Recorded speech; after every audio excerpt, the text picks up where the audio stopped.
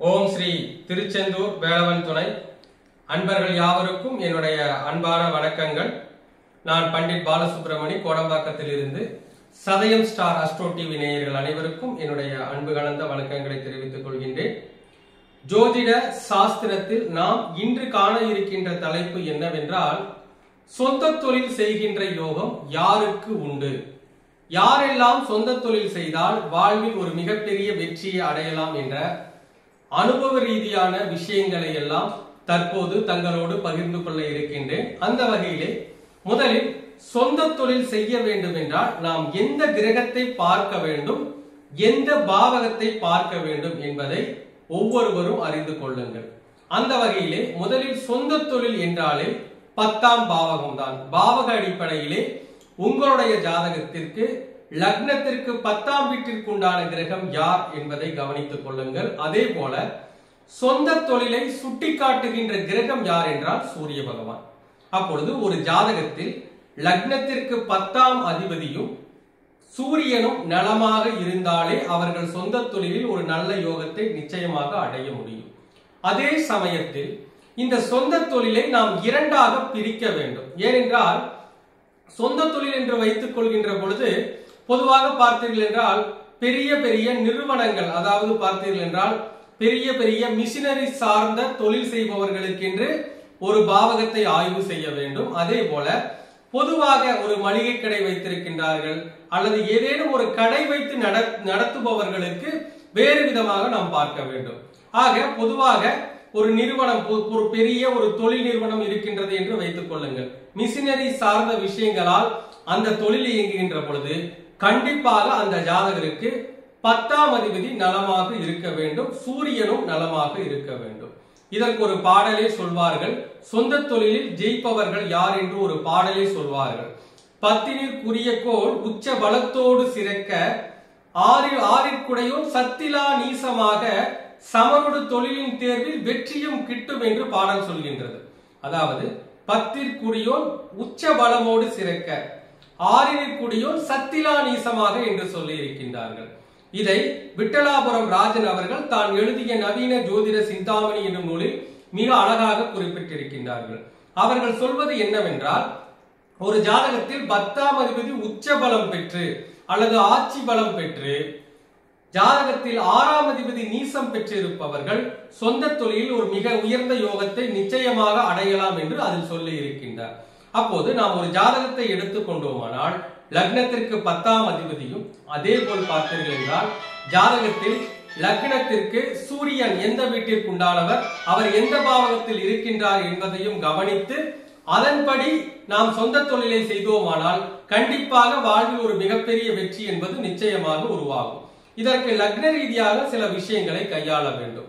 அதே போல் பார்த்தீர்கள் என்றால் ஒரு ஜாதகத்தில் ஒருவர் ஒரு மளிகை கடை வைத்து நடத்துகின்றார், அதே போல ஒரு அரிசி கடை வைத்து நடத்துகின்றார். இது போன்ற ஏதேனும் கடை வைத்து நடத்துபவராக இருந்தால் அவருடைய ஜாதகத்தில் எந்த பாவகத்தை பார்க்க வேண்டும் என்றால் 10ஆம் பாவகத்தை பார்க்க வேண்டும், சூரியனை பார்க்க வேண்டும். அடுத்ததாக மிக முக்கியமாக 7ஆம் அதிபதியை பார்க்க வேண்டும். 10ஆம் இடத்திற்கு 10ஆம் இடம் 7ஆம் இடம் தான்.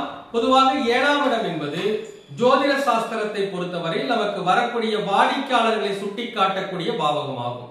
அப்பொழுது ஒருவர் மளிகை கடை வைத்திருக்கின்றார் என்றால் அவரை தேடி தினமும் வாடிக்கையாளர்கள் வர வேண்டும்.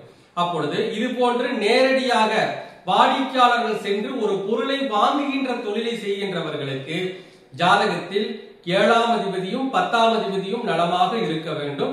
அதிலும் 6ற்குடையவன் பலம் குன்றி இருக்க வேண்டும்.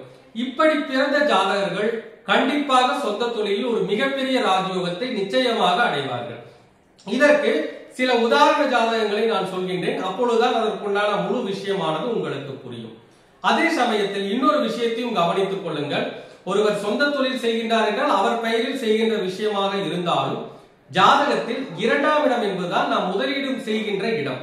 அப்பொழுது 2ஆம் இடமும் பலமாக இருக்க வேண்டும். அப்பொழுது ஒரு ஜாதகத்தில் பொதுவாக மக்களிடம் நேரடியாக தொழில் செய்யக்கூடிய நபர்களாக இருந்தால் அவர்களுடைய ஜாதகத்தில் 2ஆம் அதிபதி, 7ஆம் அதிபதி, 10ஆம் அதிபதி இந்த மூவரும் நலமாக இருக்க வேண்டும். கிரகத்தில் சூரியனும் பலமுடன் இருக்க வேண்டும். இப்படி இந்த 4 அமைப்பும் பலமுறை அமைய பெற்றவர்கள் தொழிலில் மிகப்பெரிய வெற்றியை 100% சந்திப்பார்கள். உதாரணமாக நான் ஒரு லக்னம் சொல்கின்றேன். இது உதாரணமாக நேரடியாக வாடிக்கையாளர்கள் மூலமாக தொழில் செய்யக்கூடிய நபர், ஒரு மளிகை கடை அல்லது அரிசி கடை அல்லது ஏதேனும் ஒரு பேர் பார்ட்ஸ் கடை, இது போன்று நேரடியாக மக்கள் வந்து வாங்கி செல்கின்ற தொழிலை செய்கின்ற நபர்களுக்கு ஒரு லக்னம் சொல்கின்றேன். உதாரணமாக அந்த ஜாதகர் கடக லக்னம் என்று வைத்துக் கொள்ளுங்கள். கடக லக்னம் என்று சொல்கின்ற பொழுது கடக லக்னத்திற்கு 10ஆம் வீட்டிற்கு உண்டானவர் யார் என்றால் செவ்வாய் பகவான். அதே போல கடக லக்னத்திற்கு 2ஆம் அதிபதி யார் என்றால் சூரிய பகவான். அப்பொழுது அவருடைய ஜாதகத்தில் கடக லக்னத்திற்கு செவ்வாய் 10ஆம் அதிபதியாகிய செவ்வாய் 2ஆம் இடத்தில் இருந்து சூரியன் 9ஆம் இடத்தில் இருக்கின்றார் என்று வைத்துக் கொள்ளுங்கள். அப்பொழுது 2ஆம் அதிபதியும் செவ்வாயும் 10ஆம் அதிபதியும் பலமுறை அமர்ந்திருக்கின்றார்கள். அதே சமயத்தில் சூரியன் தான் முதலாளி கிரகம், 2ஆம் அதிபதியாக 9ஆம் இடத்தில் இருப்பதால் ஆக 3 கிரகங்களுடைய இரண்டு கிரகத்துடைய தன்மையும் மிக யோகமான நிலையில் இருக்கின்றது. அடுத்தபடியாக நாம் எதை பார்க்க வேண்டும் என்றால் 7ஆம் இடத்தை பார்க்க வேண்டும். கடக லக்னத்திற்கு 7ஆம் அதிபதி யார் என்றால் சனி பகவான். அப்பொழுது 7ஆம் அதிபதியாகிய சனி பகவான் கடக லக்னத்திற்கு மிகப்பெரிய பாவியாக இருப்பதால் இந்த லக்னக்காரர்களுக்கு சனி பகவான் மறைந்திருக்க வேண்டும். அப்பொழுது ஒருவர் கடக லக்னத்தில் பிறந்து சூரியனும் செவ்வாயும் மறைவு பெறாமல் இருந்து சனி பகவான் மறைவு பெற்று இருக்க பிறந்தவர்கள் கண்டிப்பாக சொந்த தொழிலில் மிகப்பெரிய ராஜயோகத்தை நிச்சயமாக அடைவார்கள். அதே போல ஒரு ஜாதகர் விருச்சிக லக்னத்தில் பிறந்த ஜாதகர் என்று வைத்துக் கொள்ளுங்கள். ஒருவர் விருச்சிக லக்னத்தில் பிறந்திருக்கின்ற பொழுது அவருக்கு 10ஆம் அதிபதியாக வருகின்ற கிரகம் யார் என்றால் சூரிய பகவான். 2ஆம் அதிபதி யார் என்றால் குரு பகவான். அப்பொழுது 10ஆம் அதிபதியே சூரியனாக வருவதால் சூரியன் முதலாளிக்கு உண்டான கிரகம் 10ஆம் இடமும் முதலாளித்துவத்தை குறிக்கக்கூடிய ஒரு அமைப்பு தான். அப்பொழுது அந்த ஜாதகத்தில் சூரியனும் குருவும் நன்றாக இருந்து அதே சமயத்தில் இந்த விருச்சிக லக்னத்திற்கு 7ஆம் அதிபதியாகிய சுக்கிரனும் நலமுடன் இருந்தால் அவர் மக்கள் நேரடியாக வந்து வாங்கி செல்கின்ற தொழிலை செய்கின்ற நபராக இருந்தால் 100% வெற்றியை அந்த ஜாதகர்கள் ஈட்டலாம். அதே சமயத்தில் ஒருவேளை அந்த ஜாதகர் ஒரு நிறுவனம் வைத்திருக்கின்றார், மிஷினரிஸ் மூலமாக அந்த தொழில் நடக்கின்றது என்று பார்க்கின்ற பொழுது அவருக்கு எந்த பாவகம் நலமாக இருக்க வேண்டும் என்றால் 2ஆம் இடமும் 10ஆம் இடமும் பலமாக இருக்க வேண்டும், சூரியன் பலமாக இருக்க வேண்டும்.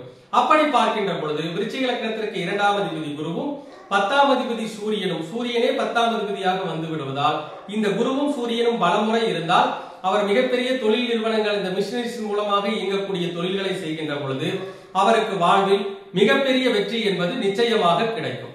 ஆக ஒரு ஜாதகத்தில் தொழிலை நிர்ணயம் செய்யக்கூடிய பாவகம் 10ஆம் பாவகம் மற்றும் சூரியனுடைய நிலை. அதே போல முதலீடு இடக்கூடிய இடம் என்பது 2ஆம் பாவகம். இந்த யுகத்தில் பார்த்தீர்கள் என்றால் நிறைய வெற்றியாளர்கள், தொழில் மூலம் வெற்றியடைந்த நபர்கள் யார் என்று பார்க்கின்ற பொழுது ஜாதகத்தில் 10ஆம் அதிபதி, அதே போல 2ஆம் அதிபதி சூரியன் மற்றும் 7ஆம் அதிபதி வலுப்பெற்றவர்கள் தான் வாழ்வில் மிகப்பெரிய தொழில் நிலையில் வெற்றி பெற்றவர்களாக இருக்கின்றார்கள். ஒரு சில நபர்களுக்கு அவர்களுக்கு நடக்கின்ற திசைகள் கூட அந்த குறிப்பிட்ட திசையில் அவரை ஒரு நல்ல ஒரு முதலாளியாக வைத்திருக்கும். அந்த திசை முடிந்த உடனேயே அந்த யோகமானது சென்றுவிடும். ஆனால் பொதுவாக நான் சொன்ன அமைப்பில் இருக்கின்ற ஜாதகர்கள் பார்த்தீர்கள் என்றால் கண்டிப்பாக தொழிலில் ஒரு மிகப்பெரிய வெற்றியாளர்களாக இருக்கின்றார்கள். அதே சமயத்தில் நாம் ஒரு சில லக்னங்களுக்கு 10ஆம் அதிபதி கெட வேண்டும். உதாரணமாக பார்த்தோம் என்றால் மேஷ லக்னத்தை எடுத்துக்கொண்டீர்கள் என்றால் மேஷ லக்னத்திற்கு சனி பகவான் கெட வேண்டும். ஏனென்றால் 10ஆம் அதிபதியே பாதகாதிபதியாக இருப்பார். அதே போல மிதுன லக்னம், கன்னியா லக்னம், தனுசு லக்னம், மீன லக்னம், இந்த 4 லக்னக்காரர்களுக்கும் 10ஆம் அதிபதி, உதாரணமாக தனுசு லக்னத்திற்கு 10ஆம் அதிபதி யார் என்று பார்க்கின்ற பொழுது தனுசு லக்னத்திற்கு 10ஆம் அதிபதி புதன், கன்னியா லக்னத்திற்கும் 10ஆம் அதிபதி புதன். அப்பொழுது கன்னியா லக்னம் தனுசு லக்னத்தை பொறுத்தவரையில் அவர்களுக்கு அந்த 10ஆம் அதிபதியாகிய புதன் கெட வேண்டும். அப்பொழுதுதான் தொழிலில் மிகப்பெரிய ராஜயோகம் என்பது ஏற்படும். அதே சமயத்தில் மீன லக்னத்திற்கும் மிதுன லக்னத்திற்கும் பார்த்தீர்கள் என்றால் 10ஆம் அதிபதியாக யார் வருவார் என்றால் குரு பகவான் வருவார். அவர்களுக்கும் குரு பகவான் கெட வேண்டும்.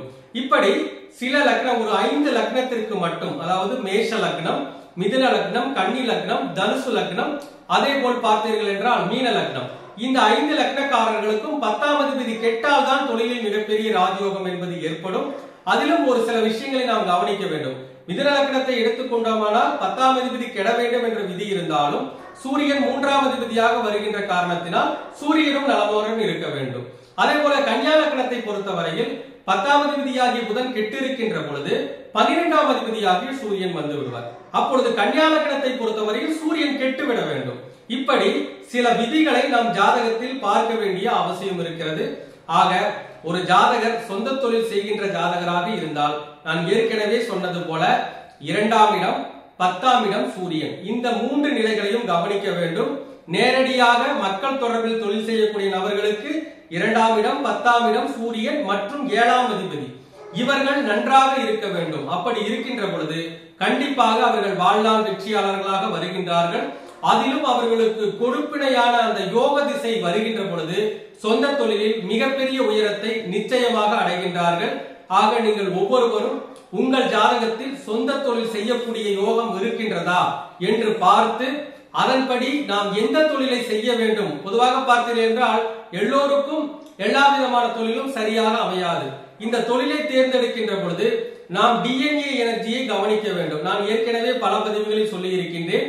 உங்களுடைய லக்ன புள்ளி, லக்னாதிபதி நின்ற புள்ளி, சந்திரன் நின்ற புள்ளி, 10ஆம் அதிபதி நின்ற புள்ளி, இந்த நிலைகளுடைய அடிப்படையில் அந்த புள்ளியானது எந்த நட்சத்திரத்தில் இருக்கின்றதோ அந்த நட்சத்திரத்திற்கு எந்த கிரகம் கர்ம பதிவை கொடுத்திருக்கின்றதோ அந்த கிரகம் சார்ந்த தொழிலை செய்யலாம்.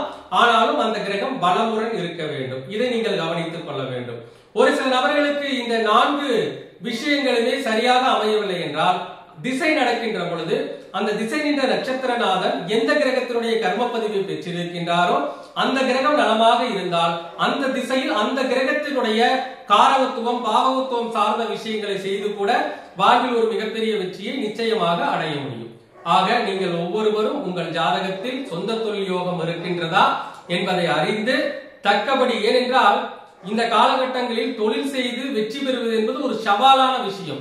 அவ்வளவு போட்டிகள் நிறைந்து விட்டது. ஆக நீங்கள் ஒரு தொழிலை செய்கின்ற முன்பு உங்களுடைய ஜாதகத்தில் தொழில் யோகம் இருக்கின்றதா, அப்படி இருக்கின்றது என்றால் எப்படிப்பட்ட தொழிலை செய்ய வேண்டும் என்று அறிந்து உங்களுடைய ஜாதகத்தினுடைய நல்ல நிலைப்படி உங்களுக்கு ஏற்ற தொழிலை தேர்ந்தெடுத்து ஒவ்வொருவரும் வாழ்வில் மிகப்பெரிய ஒரு தொழில் வெற்றியை அடைய வேண்டும் என்று கூறி விடைபெறுகின்றேன். நன்றி, வணக்கம், வாழ்க வளமுடன்.